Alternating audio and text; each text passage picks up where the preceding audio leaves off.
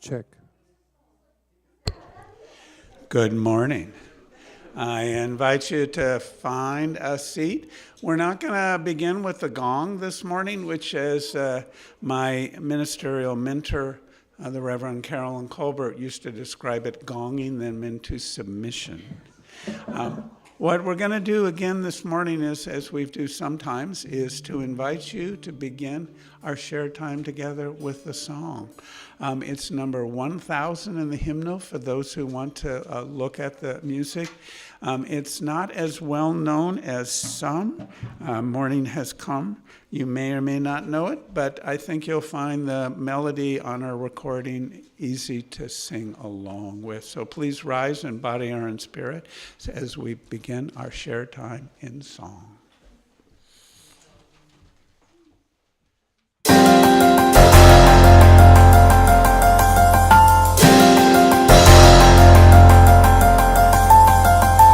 Morning has come, now rise and greet the day.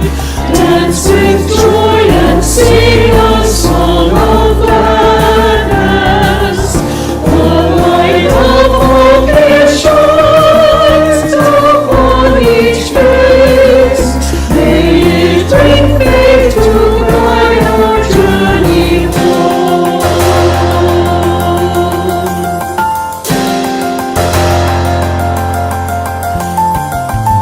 A new day dawns, once more the gift is given. Wonder fills this moment shared together. The light of faces shines upon each face. May it bring faith to guide our journey home.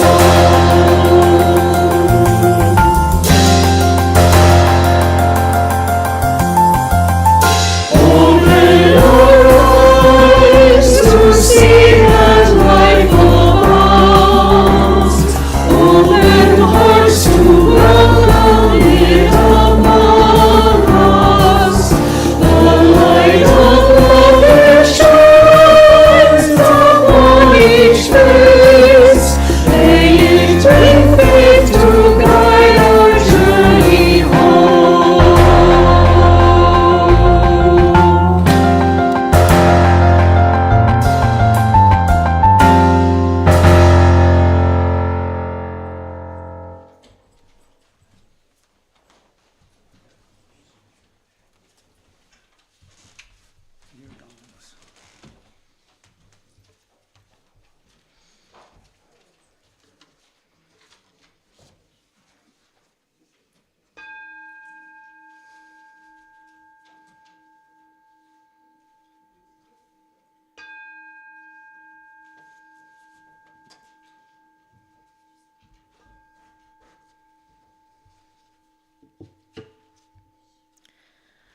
We join with other UUs in the tradition of striking the gong 3 times, once in memory of those who have lived, built, and nurtured this congregation before us, once in honor of those calling us home here today, and once for those of her future.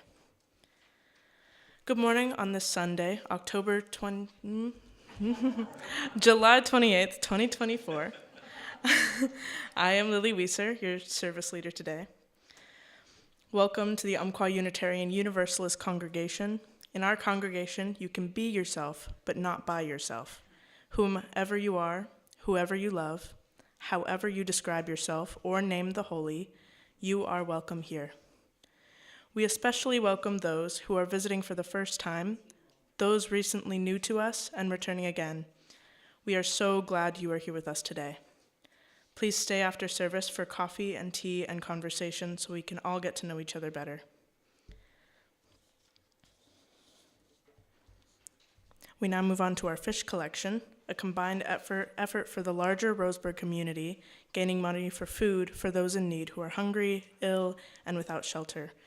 Our church offertory is later in the service. Thank you for your gifts.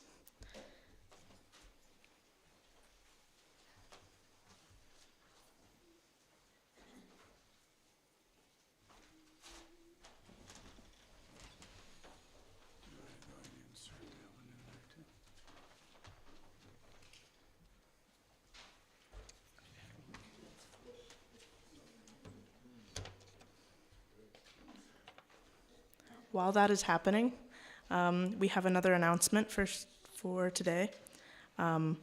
There's a sign-up sheet in the back to volunteer to help with Clarence Mogensen's Celebration of Life this Saturday, August 3rd at 11 a.m. Thank you so much.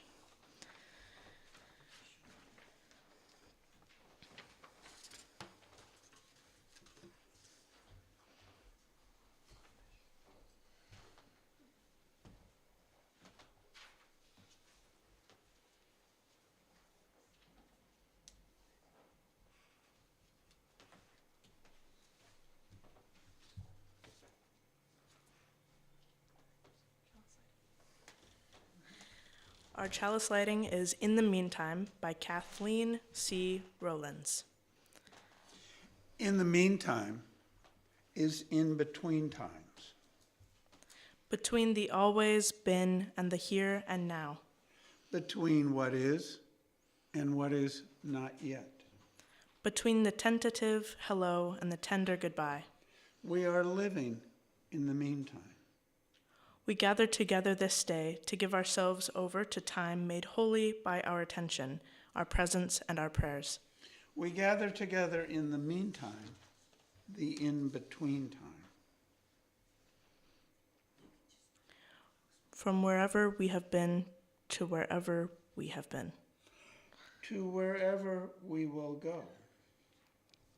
May we attend well to the attentions of this hour. I should have used that railing that Bill has.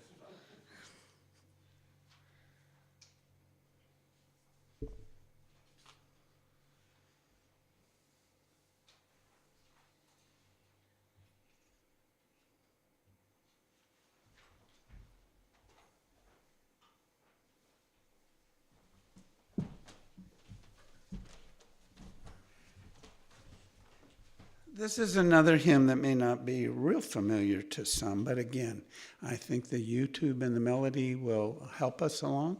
I invite you now to rise in body or in spirit when the summer sun is shining.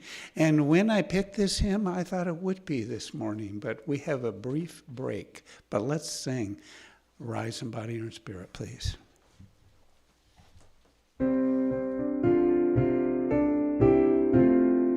When the summer sun is shining over golden land and sea, and the flowers in the hedgerow welcome butterfly and bee, then my open heart is glowing, full of warmth for everyone, and I feel an inner beauty which reflects the summer sun. When the summer clouds of thunder bring the long-awaited rain, and the thirsty soil is moistened and the grass is green again, then I long for summer sunshine, but I know that clouds and tears are a part of life's refreshment, like the rainbow's hopes and fears. In the cool of summer evening, when the dancing insects play, and in garden, street, and meadow linger echoes of the day, then my heart is full of yearning, hopes and memories flood the whole of my being, reaching inward to the corners of my soul. Please be seated. As you noted, I selected that one in large part because of the lyric, inward yearnings of the soul. Words are powerful. I have a story I want to share. This story was a particular gift from Genevieve, our administrator, who periodically, as her own child gets a little older, lightens her library a little bit and has shared some children's books, some of which I love, some of which, that's okay. This one I'm quite fond of, which is why I'm sharing it with you this morning. Stories for all ages. This one's called The Day the Crayons Quit. There are times when quitting, or perhaps dialing back into retirement, is appropriate. It's by Drew Daywalt and pictures by Oliver Jeffers. One day in class, Duncan went to take out his crayons and found a stack of letters with his name on it. To Duncan, it reads, "Hey, Duncan, it's me, Red Crayon. We need to talk. You make me work harder than any of your other crayons. All year long, I wear myself out coloring fire engines, apples, strawberries, and everything else that's red. I even have to work on holidays. I have to color all the Santas at Christmas and all the hearts on Valentine's Day. I need a rest. Your overworked friend, Red Crayon."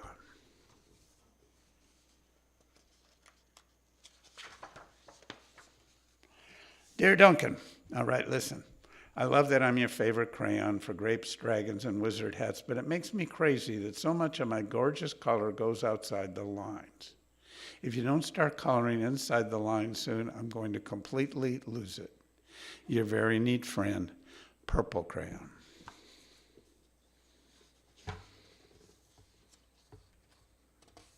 Sticky pages this morning. Dear Duncan, I'm tired of being calling light brown or dark tan because I am neither. I am beige, and I am proud, and I'm also tired of being second place to Mr. Brown Crayon. It's not fair that Brown gets all the bears, ponies, and puppies while the only things I get are turkey dinners, if I'm lucky, and wheat. Let's be honest, when was the last time you saw a kid excited about coloring wheat? Your beige friend, Beige Crayon. Gray Crayon here. You're killing me. I know you love elephants, and I know that elephants are gray, and that's a lot of space to color in all by myself. And don't even get me started on your rhinos, hippos, and humpback whales. You know how tired I am handling one of those things, such big animals. Baby penguins are gray, you know. So are very tiny rocks, pebbles. How about one of those once in a while to give me a break? Your very tired friend, Gray Crayon. Dear Duncan, you color with me, but why? Most of the time, I'm the same color as the page you're using me on, white. If I didn't have a black outline, you wouldn't even know I was there.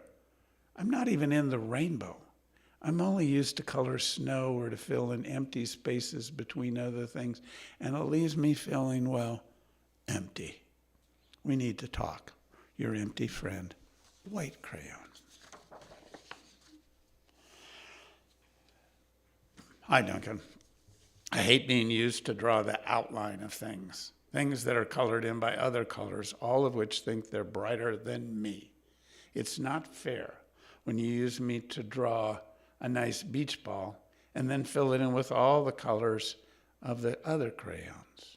How about a black beach ball sometime? Is that too much to ask?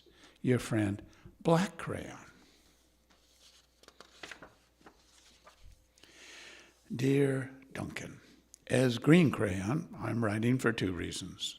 One, to say I like my workload of crocodiles, trees, dinosaurs, and frogs. I have no problem and wish to congratulate you on a very successful coloring things green career so far. The second reason I'm to write is that my friends, Yellow Crayon and Orange Crayons, who are no longer speaking to each other, both crayons feel they should be the color of the sun. Please settle this soon because they're driving the rest of us crazy. Your happy friend, green crayon.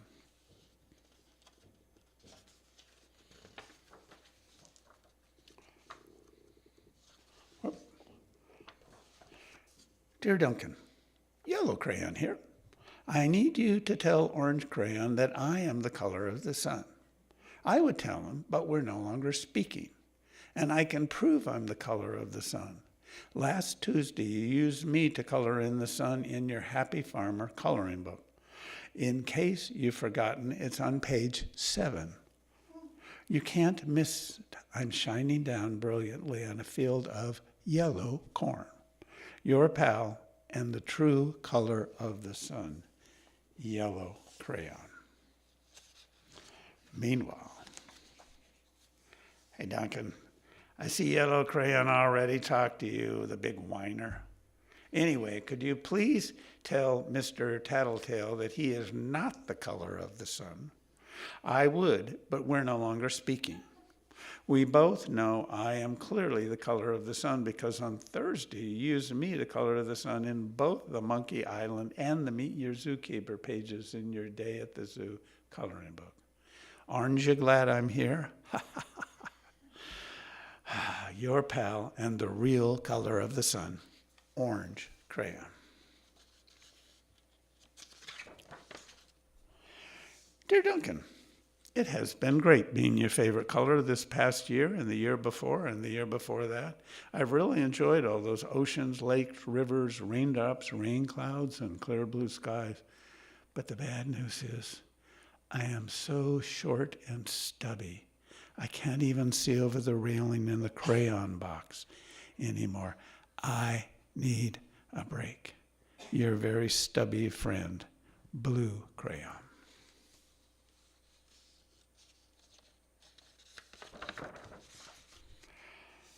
Duncan, okay, listen here, kid. You have not used me once in the past year. It's because you think I'm a girl's color, isn't it? Speaking of which, tell your little sister I said thank you very much for using me to color in her Little Princess coloring book. I think she did a fabulous job of staying inside the lines. Now back to us. Could you please use me sometimes to color the occasional pink dinosaur or monster or cowboy? Goodness knows they could use a splash of color. Your friend, Pink Crayon. Hey Duncan, it's me, the Peach Crayon. Why did you peel off my paper wrapping? Now I'm naked and too embarrassed to leave the crayon box. I don't even have any underwear. How would you like to go to school naked? I need some clothes. Help, your naked friend, Peach Crayon.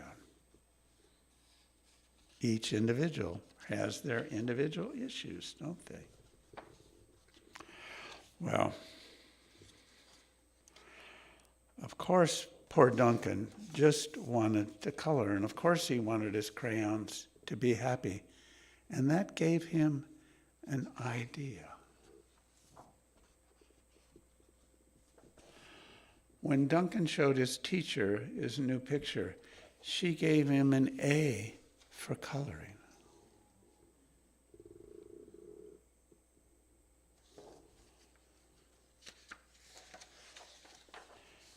And an A+ for creativity. Thank you. Be time to sing those couple of boys back there down a program with Sharon. All right? Please join us in song.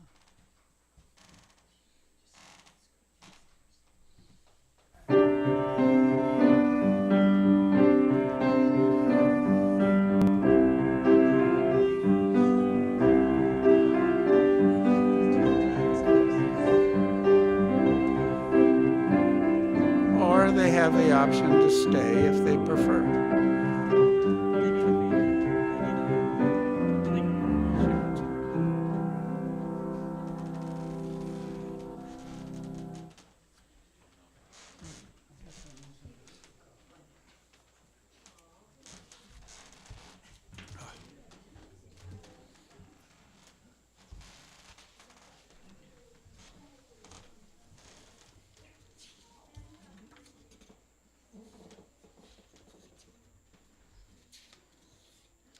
Now is the time in our service where we have our joys and concerns.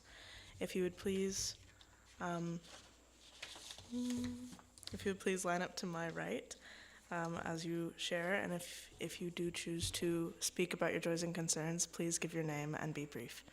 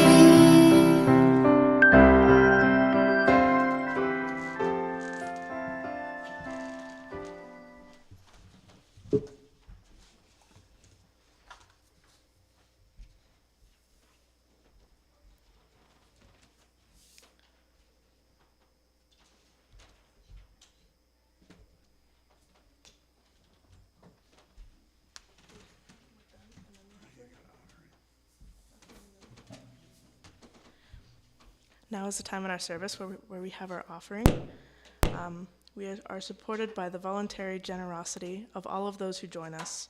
What is given now is received in grateful appreciation of our shared hopes and values.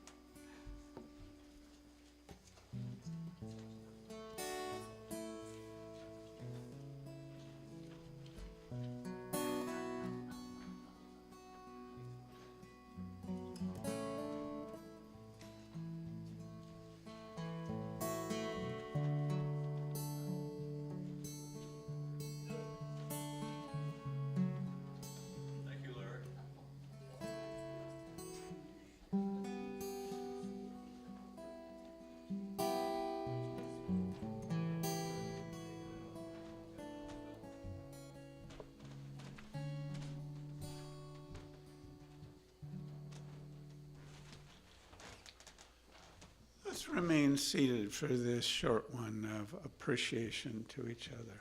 Jake. From you I receive, to you I give, together we share, and from this we live. From you I receive, to you I give, together we share, and from this we live.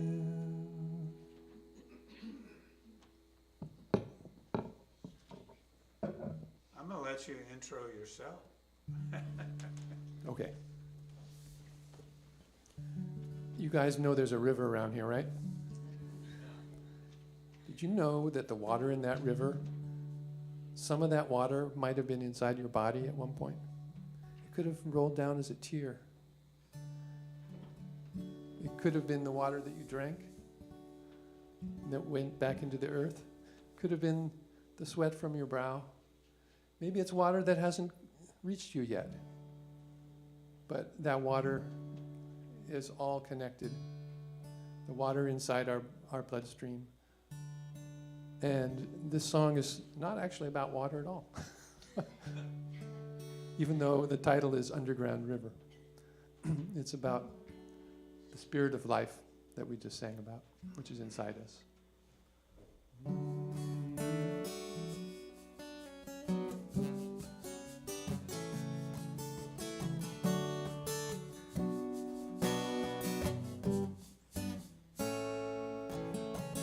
There is a river flowing under the ground. There's a stream of elixir from the ocean of sound. You can tap into the current if you dig deep down in your soul.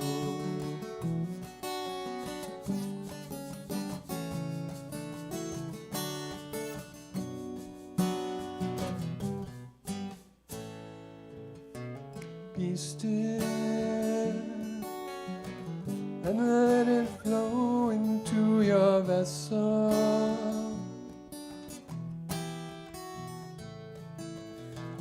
Refill your thirsty reservoir with essence of your soul. There is a river flowing under the ground. There's a stream of elixir from the ocean of sound. You can tap into the current if you dig deep down in your soul.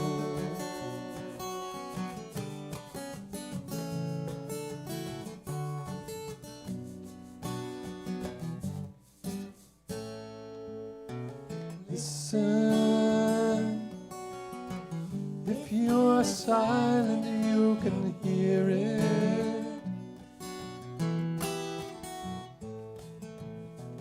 This is the whispered secret of the Spirit in your soul. There is a river flowing under the ground. There's a stream of elixir from the ocean of sound. You can tap into the current if you dig deep down in your soul.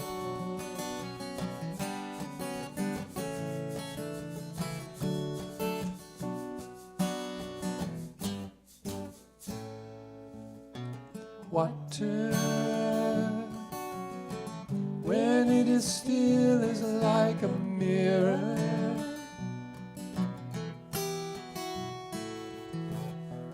Gather your scattered wits and you'll see clearer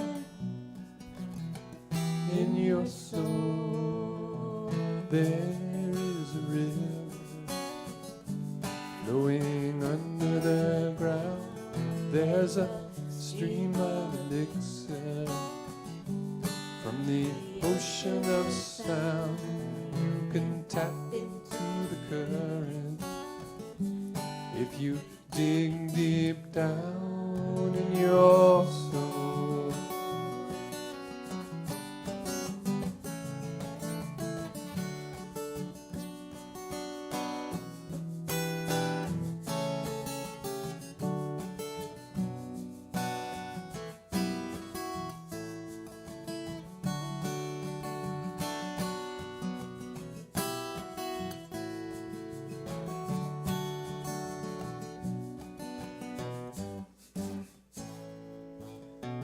Enter into the stillness of the moment. Be present for the beautiful unfoldment of your soul. There is a river flowing underground. There's a stream of elixir from the ocean of sound. You can tap into the current if you dig deep down in your soul. In your soul. In your soul. Dig deep down in your soul.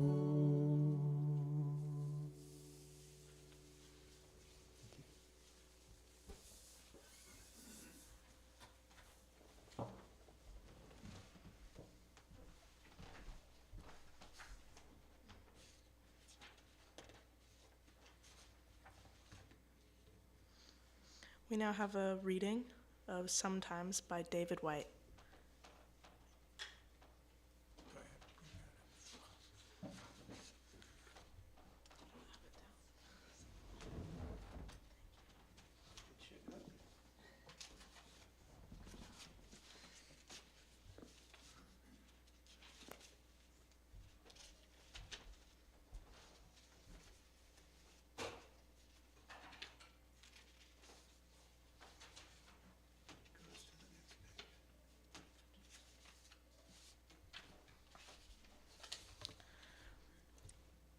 Sometimes, if you move carefully through the forest, breathing like the ones in the old stories who could cross a shimmering bed of leaves without a sound, you come to a place whose only task is to trouble you with tiny but frightening requests, conceived out of nowhere, but in this place, beginning to lead everywhere. Requests to stop what you are doing right now and to stop what you are becoming. While you do it, questions can make or unmake a life. Questions that have patiently waited for you. Questions that have no right to go away.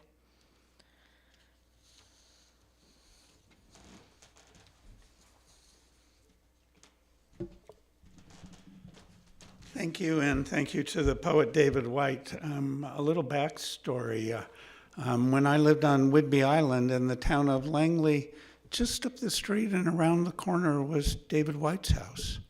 But he was often traveling, and the only way I could know if he was home is whether or not his Mercedes was parked in the driveway.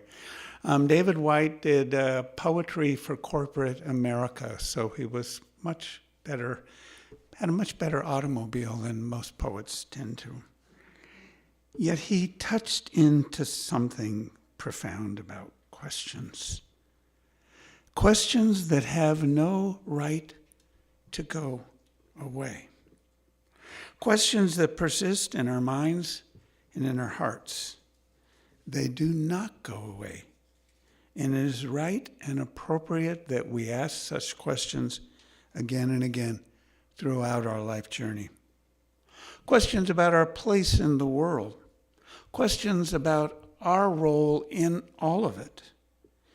As my friend Larry describes it, what is it mine to do? Some such questions are best asked inwardly. How do I want to be in the world? How can I increase the frequency of the times when I can be my best self? What is that best self? These are some of the contemplative questions that flow below the surface. They do not go away. They wait for us to be quiet enough to hear them. They wait for the right moments to surface. Sometimes we need to stop doing what we are doing right now, put our questions on the shelf, and just be present. Sometimes we indeed need to stop doing. Sometimes we need to stop our endless quest for answers and just sit for a time with the questions. Sometimes we need to set questions aside, or at least not approach them straight on, but rather come at them sideways and softly.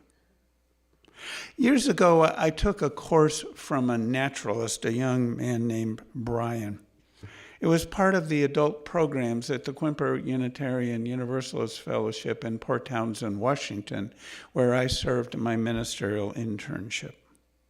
The course was titled People, Place, and Presence. Brian took us out each week into nature and invited us to look more deeply at where we were and how the place where we were gathered had come to be. One week we went to a lake and took detailed notes about what we saw there. He invited us to return to the same place each month for a year to see how it changed with the seasons. I followed his advice, and it was pretty amazing what I saw. Those changes that happen in the same place over the passage of a year. Another time he went up high into the mountains in the nearby Olympics.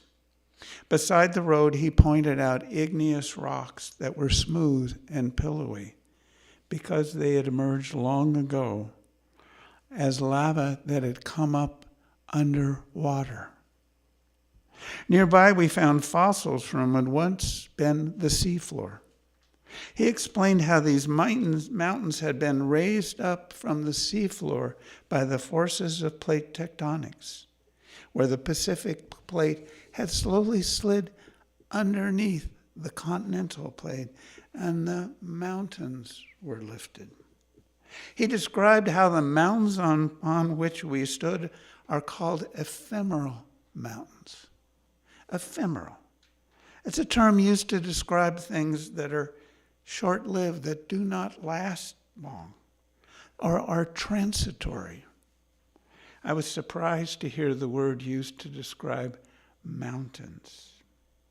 But it is used because in the scale of geologic time, the relatively soft sedimentary and igneous rocks of which those mountains are formed wears away in but a few thousand years. He also described how the North Cascades to the west of us were folds in the Earth's circuit where those same plates had created a crease in the surface of the Earth, and harder rock had risen up. He went on to explain how great sheets of glacial ice had flowed into the spaces between the mountains to carve out what has now become the massive bays and lovely fjords of the Puget Sound and the Salish Sea. I looked at all of it around me with new and deeper appreciation and a deepened sense of profound awe and humility.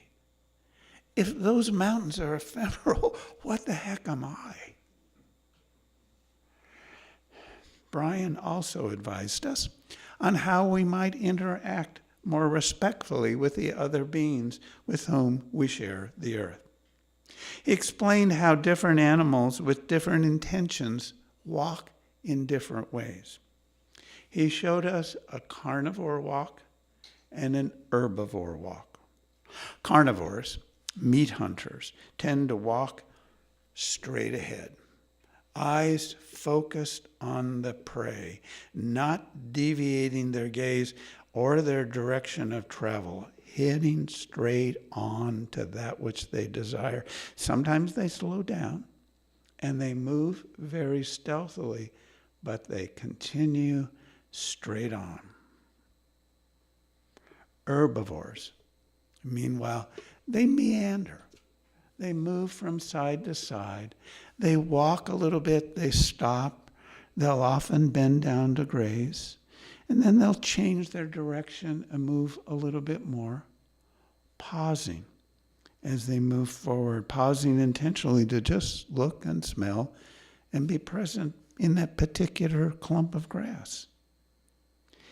I find I can more deeply ponder those questions that do not go away when I do not try to attack them directly, but rather approach them more slowly and indirectly and let my mind wander and just be present to those questions.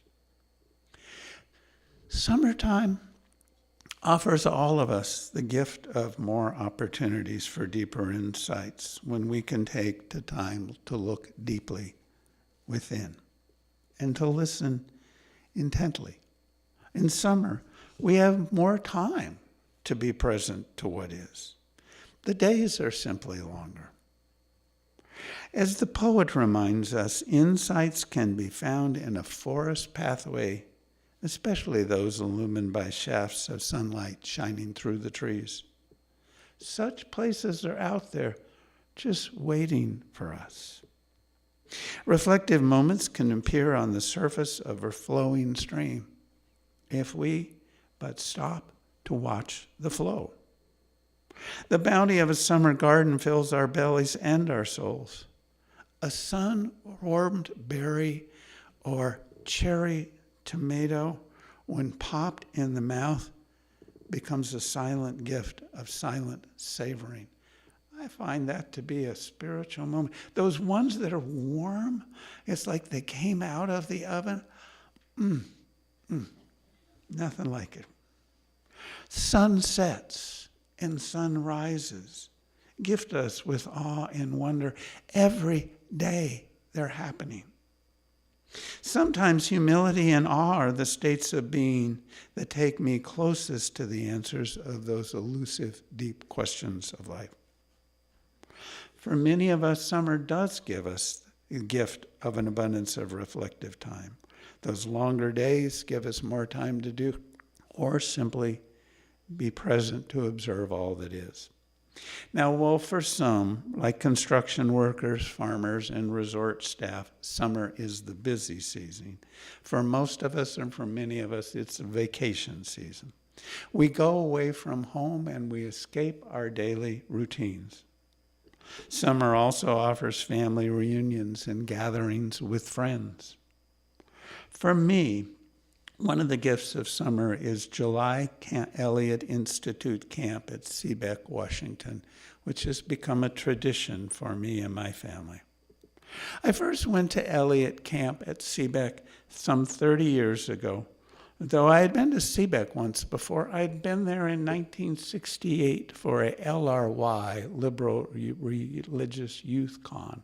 LRY used to be the youth program in Unitarian Universalism.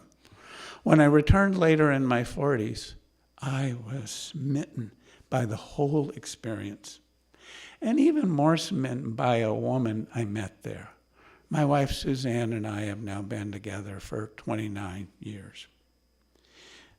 The week we spend every summer, well, actually nearly every summer at Elliott, I have to admit we missed Elliott Camp in July of 22 because it conflicted with the World Track and Field Championships in Eugene, and I'm a track fan, and that was a once-in-a-lifetime opportunity for me to go to the Worlds. For baseball fans, think World Series, except it's really the whole world, not just the U.S. Any rate, every other year we go to Seebeck. In the summer, I go for a retired ministers gathering in October, and most years we're there over New Year's as well. Special things happen there. And time spent at Seebeck is a profoundly grounding time for me and for many others. That intentional gathering of UUs that takes place there almost defies description. The experience is exuberant and stimulating, and at times also profoundly intimate and soul-stretching. It's also a time and a place with a very full agenda. There are lots of things to do at camp. I'll list some of them, but I shared with a few folks this morning, one of the events was a toenail painting party. I've got some really cool, what green color I call dragon scale on my toes this week. There's so many things to do. And in my early days at camp, I tried to do everything. From my morning jog to late night music-filled gatherings, I was on the go from dawn until well after sunset. I had an epiphany one year that changed all of that. I began my morning, as I often did back then, with a morning run through the woods and rolling hills around Seebeck. I then headed back to our temporary home to wake my young son so we could join in the 7 a.m. polar bear plunge into the chilly saltwater lagoon. After a brief swim, I was hastily drying off and noted I needed to run to make it to morning meditation.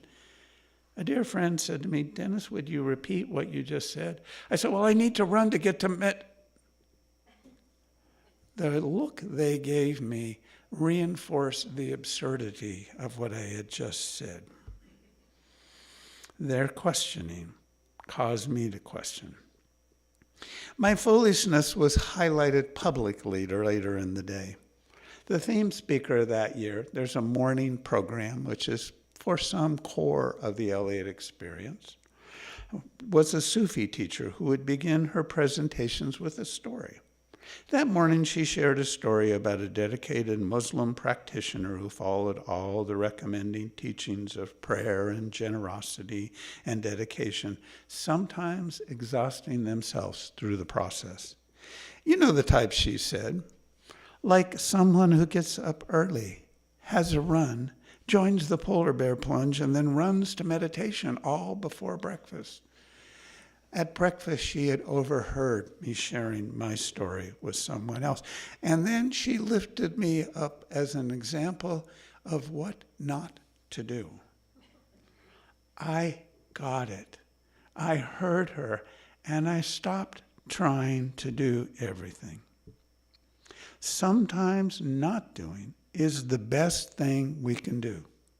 Sometimes the most important thing we can do is to shorten our to-do lists. That way we can focus more fully on what one does choose to do.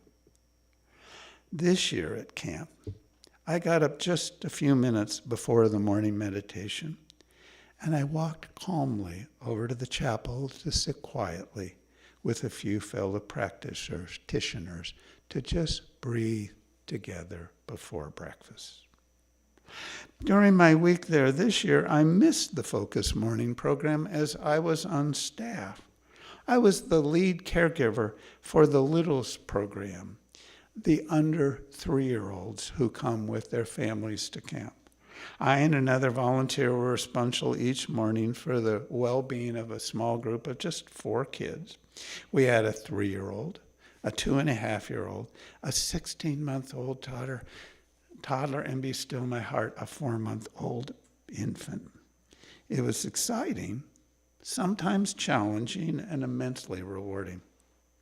There are few things that I find more grounding in the world than to have a child fall asleep on my chest. I had that experience both with the baby on a couple of days and on one day with an overly tired, cranky 3-year-old.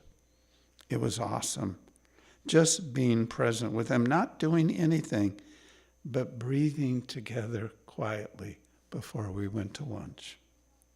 The rest of my day was filled with swims in the saltwater lagoon. I sang in the choir. I attended worship each evening, shared meals and beverages and deep conversations with old friends, and I got a daily nap, so I would have enough energy for at least one night of dancing into the nighttime. There is a rock band the last night. It's an amazing week. I also had some great walks in the woods. A favorite of mine is the short hike to Seebeck Cemetery.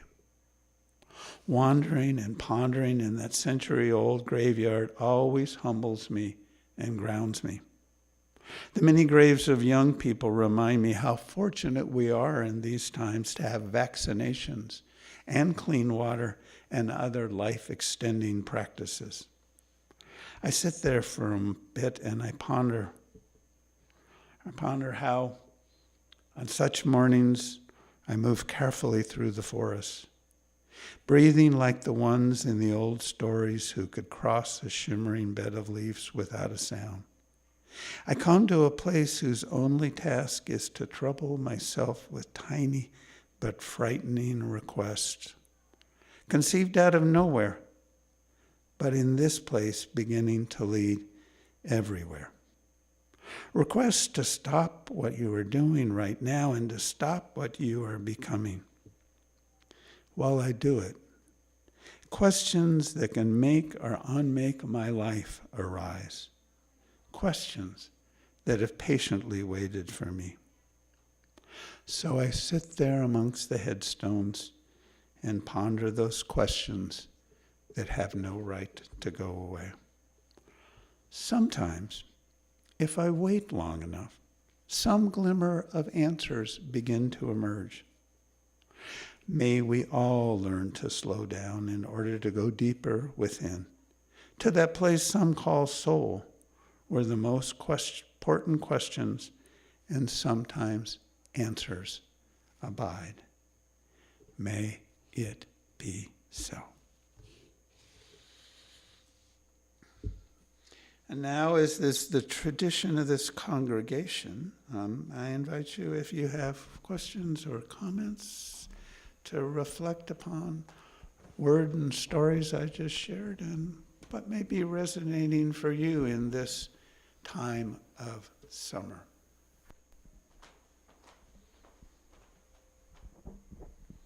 I could see myself in your story about rushing off to meditation. And in my haste to get here this morning, I forgot that there's another verse of that song. Because sometimes your stories or your songs need an update. And I think I even mentioned that I felt something happen, moving in that direction a few weeks ago. I won't bore you by getting up there and singing it, but I will tell you what the verse is because it's very apropos. Sometimes it seems we're swirling in a circle. Inside the spiral's center is a purpose in your soul. And so this song began as a praise of that stillness in which we can see our reflection. But sometimes we can't see it because we're so busy spinning. And the rapids of the river also play an important role. And if we can appreciate that is that spirit of life that is still flowing in those moments of turbulence, that it's part of what brings us to that still point, the point of reflection. And so here's in praise of the spirals also. Right, and I would suggest that an herbivore might walk all the way around the meadow before it even considers approaching the center.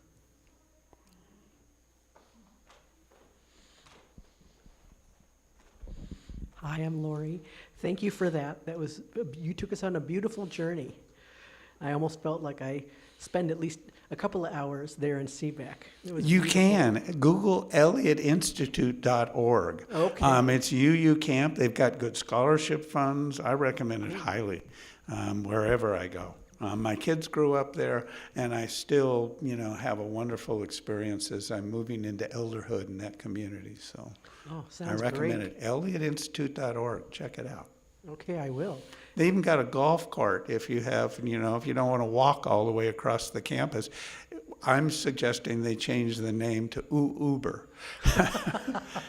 So you can get rides. I like that. That's good. And it reminded me, today my friend Andy and I were looking outside, and he's planted a bunch of plants outside. And all the work and the thought ahead of time and the scurry to get the seeds in the ground at the right time and water them at the right time. And then all that work, and then we go to sleep, and in the morning, he's like, look at how much they grew. Like when we weren't even looking, all of this happened, it's seemingly overnight, and it just reminds me of how much happens when we're quiet and calm is just as beautiful and momentous as the scurrying and the swirling of the effort that we think we have to put into something. And then it happens naturally almost. So thank Right. you for that. The seemingly miraculous happens every day if we but pause to take time to notice and to be present with it. I have for 40 years or more, DeVenville Pines in the Another UU camp. You know what I'm talking oh about. my right? God. Been there, done that, All right? you said, I was there. Not where you were, but the same place. Yeah. So beautiful. My sons, my daughter, everybody, each of us had our own special heaven in that place. And I worked there sometimes. I don't mean I worked, I was on staff sometimes. Uh-huh. And it was just terrific. I don't want to ramble, but I feel like rambling Oh, because it was absolutely. such a rich experience. No, I get that. And one of my colleagues who was there, the Reverend Bruce Bodie, served as chaplain this year. And he and his family for many years went to Star King, which is the UU Conference Center. Well, it's off, I have to get this right. It's off the coast of Rhode Island, but you have to get on the ferry in New Hampshire or something like that. But it's that part of the country, and one of their daughters was on staff and spent the whole summer there, a couple of summers. So yeah, there's all of those profound places where a bunch of folks from our shared faith come together and spend 24/7 together. And it's a profound experience, as you know. You can get testimonies from anybody who's been to UU camp. Will testify, right, sister? Okay, yeah, amen, brother. Okay. Next I want you to invite and rise in body or in spirit for a song, Rising Green. Again, one we don't know a whole lot of. It was reintroduced to me at a worship service at Elliott at Seebeck, please rise in body or in spirit, where we had a service where people were invited to bring their favorite hymn or a favorite hymn and share few words about it. And this one was reintroduced to me as a friend's favorite, Rising Green. For those who want to look at the music, it's 1068 in the Teal hymnal.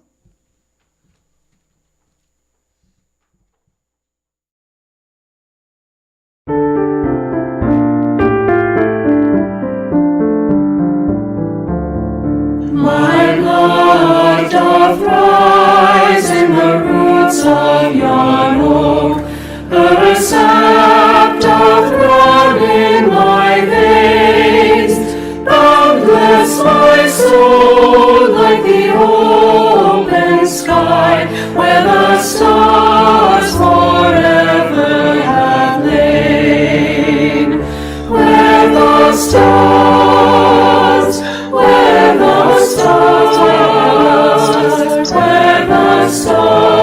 forever have lain. My hands hold the weavings of time without end, my sight as deep as the sea, beating my heart sounds the measures of old, that of love's eternity, that of love, that of love, that of love's eternity. I feel the tides as they answer the moon, rushing on a far distant sand,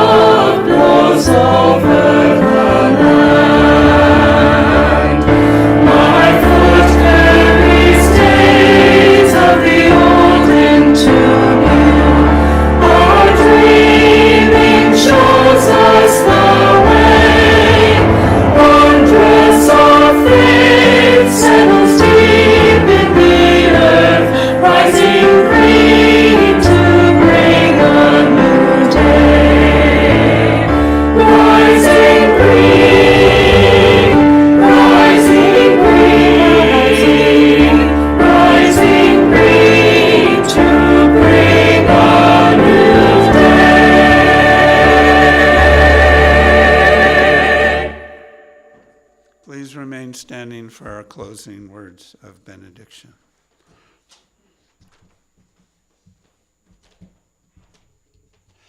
Always there is a beginning, a new day, a new month, a new season, a new year. Forever, the old passes away and newness emerges from the richness that was. Nothing is ever lost in the many changes time brings. What was in some way will be, though changed in form. Know this moment is a beginning, and your lives, individually and together, are full of richness and of freshness, of hope and of promise. May we find the times of renewal we each need, so we may face this new day and all the days that follow with humility, love, and compassion. Shalom, shalom. Amen. And blessed be.